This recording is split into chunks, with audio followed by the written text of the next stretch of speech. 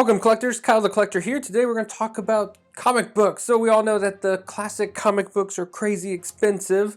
Well, there's a way you can still read them on paper, and they are Marvel Masterworks. So here is Captain America. This is from the World War II era. Joe Simon and Jack Kirby created these. Alright, so if you look here, he's punching Hitler in the face. Alright, fighting Hitler all the time. Alright, well, he didn't do that in the movie, but the movie was still really good and set during World War II. Here's the first comic by Marvel. It's got the Human Torch, and for here, Deja Vu, Chris Evans again. Alright, and then Fantastic Four, there's Doctor Doom. Okay, so he kind of looked similar in the movie, but character is way off, unfortunately. And then, if you want the whole Galactus stuff, that's in this one, 41 through 50. And the movie made Galactus a space tornado? Yeah. Okay, but you do see the outline of his helmet at one point in that movie. But we all know it should have been this big, massive dude coming down and destroying the planet. That would have made a lot more sense. Okay, and then here's Silver Surfer. Okay, at least they got his look pretty good in the movie. Alright, this is the first Marvel Masterworks I bought. It's SpiderMan 1 through 10. Okay, so they have like the Vulture in this. Steve Ditko, of course, did all the art, and Stan Lee helped with the writing. Okay, and then we saw Vulture finally in Spider-Man Homecoming. Alright, and then here's issues 11 through 20. Some cool pin-ups in there. And then here's Mysterio, okay, which we saw in Far From Home.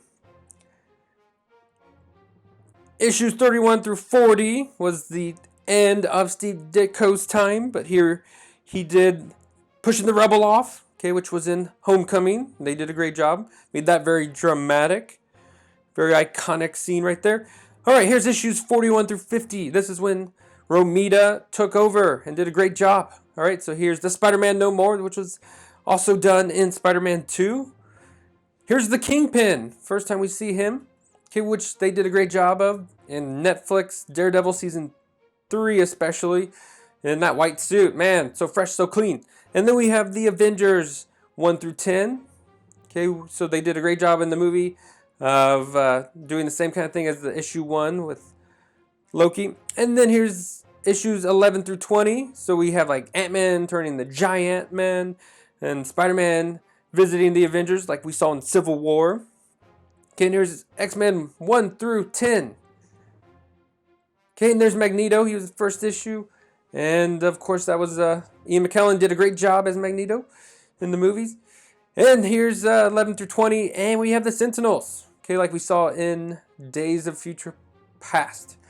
Okay, and this is the team that's kind of more recognizable when they did giant-size X-Men. Yeah, we have Storm, and we have Wolverine joining the team. Alright, if you like the Hulk, we got... they just did like issues 1 through 6 before that got canceled, and it came back later. But yeah, the Hulk, he was great. Then they luckily turned him green after a few issues. Thor started out in Journey into Mystery. Okay, so here, of course, is Thor dealing with that Loki guy. Okay, so that's... stories are quite different than the movie because it was like a Dr. Donald Blake could turn into Thor, picking up the hammer. And here's Iron Man. So on the cover you saw Mark 1, and then inside we see the gold Mark 2, and they did a great job with that Mark 1 look in the 2008 movie. Okay, Daredevil in that yellow costume. Okay, here's the first issue, number 7, where he wears the red one, like we see in the Netflix show. But, you know, they could have done the yellow costume too, and that's kind of how that would have looked. Yeah.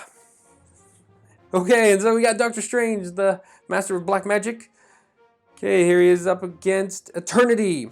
So, Benedict Cumberbatch doing good. Sometimes he wears those yellow gloves, like in Thor Ragnarok, like in the comics. Oh, and then we got Civil War, and that iconic scene of Iron Man blasting on Cap's shield, which they perfected in the movie.